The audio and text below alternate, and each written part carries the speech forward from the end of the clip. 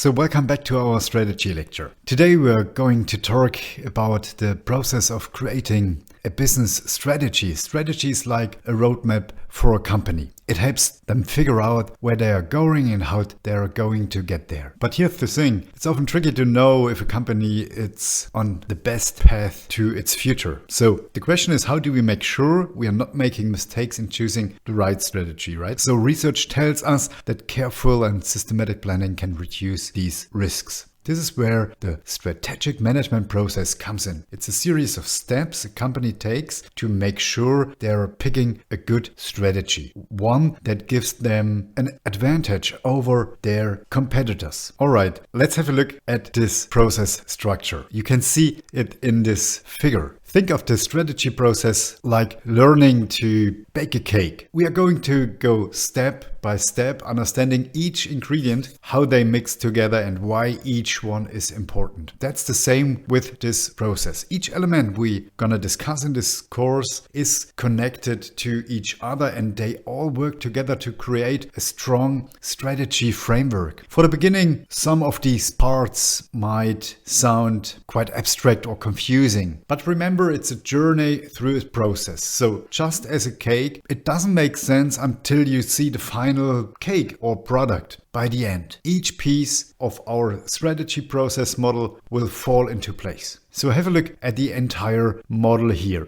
And let's circle back this to the case of Disney we discussed earlier. Eisner, as the former CEO of Disney, didn't wake up one day and decided to revamp Disney's theme park or movie section. Rather, it was a calculated decision of Eisner, based on his thorough analysis and careful thought. His strategy may not have followed this exactly model, what you see here, but he definitely went through a similar process before concluding that modernizing, for example, the Disney's theme parks or raising ticket prices could boost profits. So basically, we are seeing here kind of a learning process, one that will guide managers in making effective strategic decisions in their professional environment. One of the most important concepts throughout this process is the firm's mission. This is like the firm's compass guiding all parts of the process, from setting objectives to analyzing internal and external resources, making strategic choices and implementing these strategy. For all of those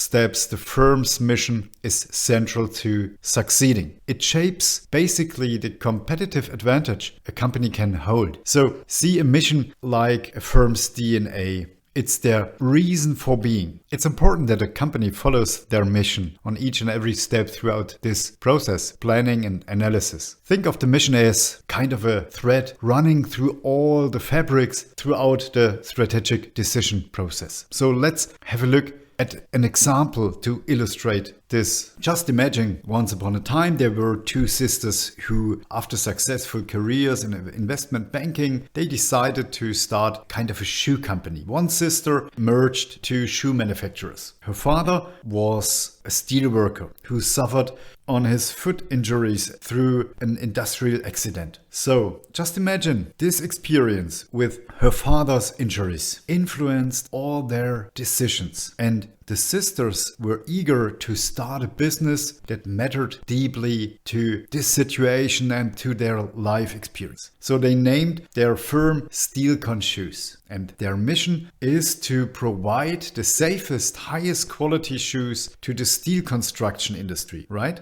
So their mission was born out of their personal connection and experiences, and it drove every strategic decision they made. This experience defined their company's purpose, shaped their business behavior, and helped them focus on what truly mattered. And so maybe you understand it now better. Just like Steelcon Shoes, a firm's mission should guide everything it does and how it does. This understanding will form the basis of our exploration throughout the strategic management understanding. So have a look at the first step in the process. The mission needs to have an objective. So objectives are like goals that a company sets to fulfill its mission. It's kind of the main reason for existing. And these objectives should be quite specific and measurable. And they give a company its direction. Now, when we are talking about strategic management, the mission and objectives of a company play a crucial role. They are the foundations of everything. So whenever you are doing, for example, a case study or writing your assignment, make sure to think about the strategy as the output of the company's mission and its objectives. We don't want our suggestions to contradict what the company is aiming for. All right? Let's go one step further. Next, we are seeing in this process the external and internal analysis. These are the next steps we will take on our strategic management journey. So what do we mean by these terms? Well, external analysis is like being a detective for your company. But instead of solving mysteries, you are keeping an eye what's going on outside the world, what's going on outside the market, at your customer base. Think about that like getting a deeper understanding of trends, market trends, competitors, and all that jazz. Now, the other side is the internal analysis. It's all about looking inwards, right? It's about understanding what you as a company got in your internal structures, what resources you've got, and what you are really good at. So why we are doing all this? Well, these analyses help companies to make clever and good strategic choices. They help you to spot opportunities and seeing threats outside and inside your company's world. It helps to figure out how we can grab those opportunities or avoid threats from outside or inside. Let's have a look back to our SteelCon shoes example. Each time SteelCon Shoes is launching a new shoe line, they do a deep dive into their external and internal environments. This helps them understand what opportunities and threats are out there that they should be looking at. And it also helps them to see what they are good at and where they might need to upgrade their company. In short, external and internal analysis are like two halves of a whole, both equally important in shaping the company's strategy. So keep your eye on this and remember to look both outside and inside. All right, let's move on to the next big step in the strategic management process. It's about strategic choices. Now, this is the stage where the CEO or the C-level makes decisions about how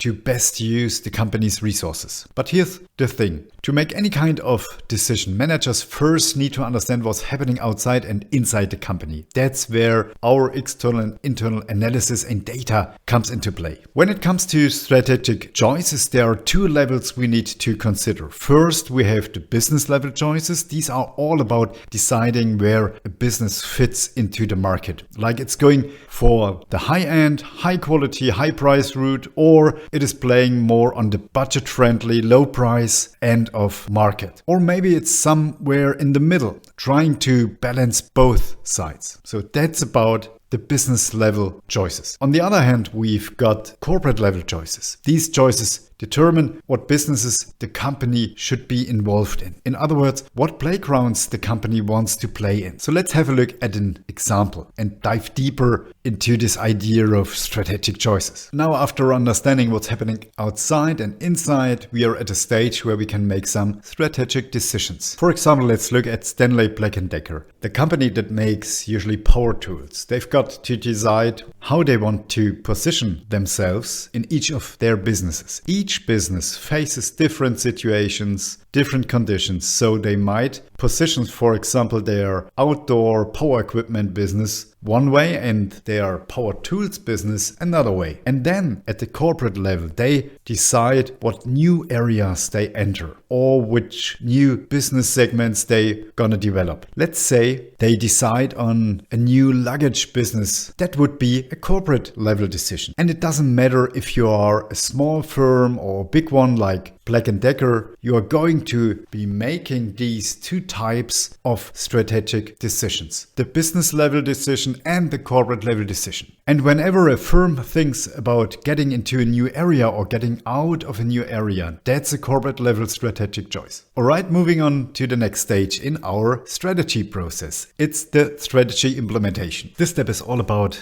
putting our strategic choices into actions. So the question is, who's going to do what? How are we going to make sure it all happens? These are the questions we ask during this phase. Here's a couple of things you should remember. The main parts we consider during implementations are our organizational structure and control. Basically, this means figuring out how our company is organized and how we are going to keep things under control as we carry out this strategy. There are several issues we need to tackle with. This could be hiring new people, promoting existing ones into new roles, figuring out new salary structures or bonuses, or even setting up new rules for what happens if things go wrong. All these issues need to be sorted out somehow as we plan to implement a certain strategy into our organization. And remember, different strategies need different approaches to implementation. Here's another thing to remember. We have in our organizations different structures. We have formal and an informal relationship structure. Both structures matter when we implement strategy. And trust me, that's really important. If your strategy is to give your customers, for example, as Amazon is doing it, an amazing experience, then you can't have unhappy employees. They are the ones interacting with your customers, right? So if they are unhappy, it could ruin your entire customer experience. So the best strategy is only as good as its implementation and as the people who implement the strategy. Let's have a look back to the case of Nokia. Back in 2007, Nokia were the top company in mobile phone industry with over 40% of market share. They made phones that were really famous for its reliability, ease of use, and they even had a great battery life of a week or two.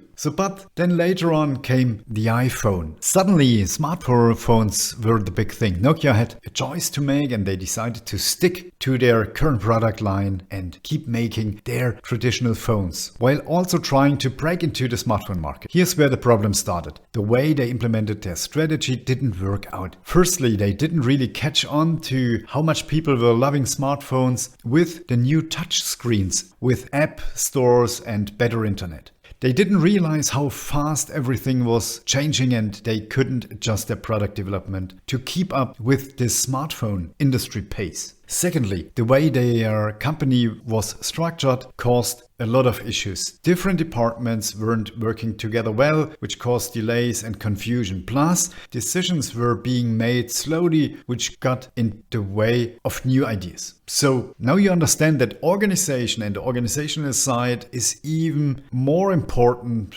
sometimes than the market side. Finally, the company culture at Nokia just wasn't ready for this new smartphone age. Nokia was all about hardware, but smartphones were about software, right? They just weren't ready to embrace this change. So let's have a look at this figure. What happened next? Even though they had a plan, their problems with implementing it led to their market share going down. And at the end, they sold their phone business to Microsoft later on in 2013. The Nokia story shows us how important implementation is. You can have the best strategy in the world, but if you don't carry it out effectively, it can lead to disaster. It's not just about having good strategy, it's about making it happen the right way.